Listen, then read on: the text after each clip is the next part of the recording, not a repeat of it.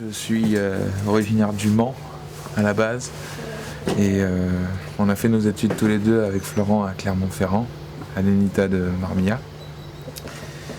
Et le coin nous a plu et on a décidé quelques années après quelques années d'activité professionnelle, pour Florent agent de développement et pour moi professeur, on a décidé de se reconvertir en agriculture et de retourner en Auvergne.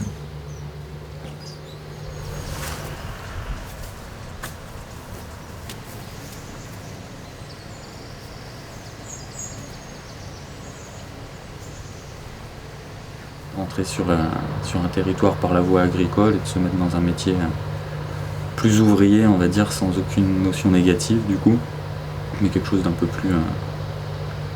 de primer un petit peu plus sur les connaissances qu'on n'avait pas forcément, quoi. D'aller bosser tous les jours la terre, de mettre sa main à la pâte.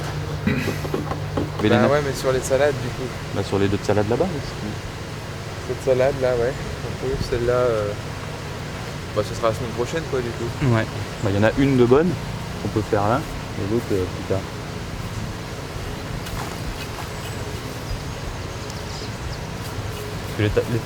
On fait combien de planches du coup en navet là, par rapport aux variétés? On va en faire un îlot comme on avait dit, mais on peut même en faire plus en fait.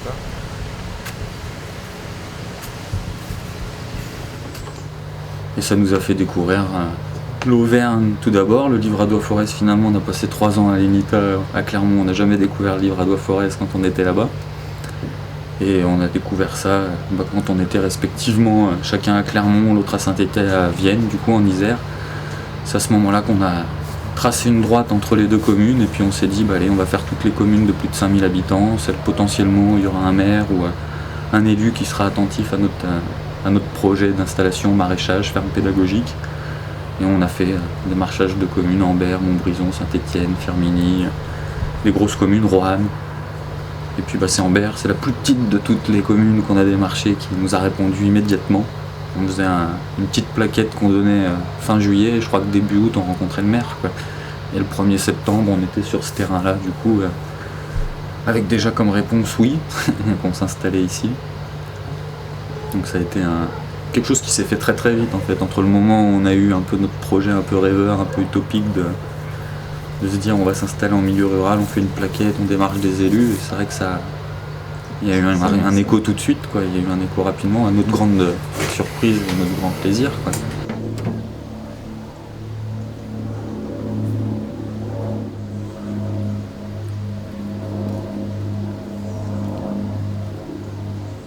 Un budget relativement limité parce qu'on a un investissement limité. En clair, notre production tient à notre système d'irrigation et aux serres qu'on a implantées. Le reste, c'est du travail et une attention au quotidien. Mais pour dire, du jour au lendemain, on est passé de l'idée au projet grâce à cette mise à disposition, à la location possible d'un terrain.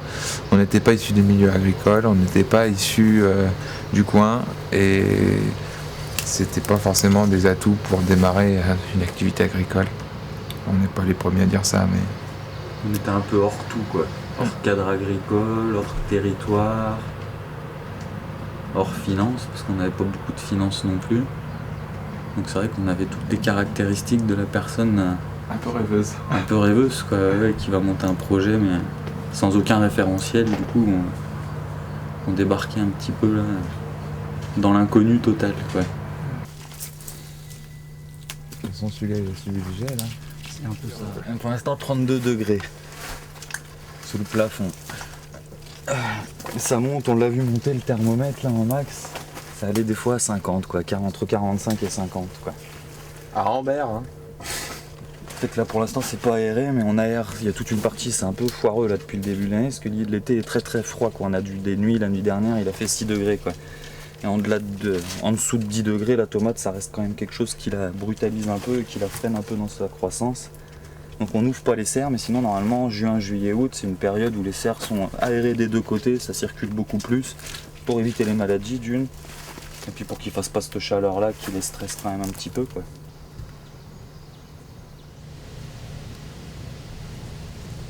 coup, ça pourrait paraître assez arriviste de façon de voir le truc, hein, de dire. En fait, ils choisissent le bio par souci de se dire. C'est un truc un peu, c'est un mode alternatif dans lequel on va se faire plaisir, mais c'est juste des mots qu'on met en fait, parce que nous, les pratiques naturelles au préalable, on s'est pas dit qu'on s'installait en bio initialement, quoi. À la base, on voulait s'installer avec les pratiques qui nous paraissent les plus logiques, et les plus logiques, c'est de pas utiliser de pesticides, de produits chimiques, en tout cas, de pas de pesticides chimiques. Nous, ça nous paraissait une norme qui était même pas discutable, quoi. Aujourd'hui, on doit se défendre par moment de dire, mais pourquoi vous avez choisi le bio? C'est une question qui est aberrante, quoi. C'est pourquoi vous choisissez le conventionnel, quoi. C'est normal de faire du bio ou de faire des pratiques naturelles. Le bio ne reste qu'un mot là-dessus, quoi. Qui valide un cahier des charges, quoi. Mais on a fait quelque chose qui était complètement, c'était du bon sens, quoi. C'est le bon sens paysan sans l'avoir, on l'a pas encore, mais c'est le bon sens paysan logique. On n'est pas paysan, mais on a le bon sens des paysans. Cet après-midi, on arrose. Là, je vois le gars dans le ciment, ça veut dire qu'on arrose.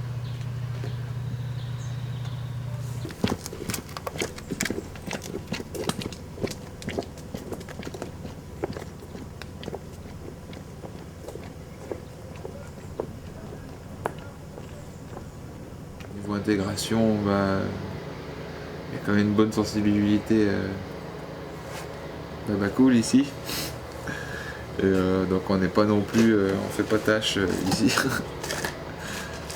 Non, on a trouvé des gens avec qui on avait des atomes crochés, il n'y a pas de souci là-dessus.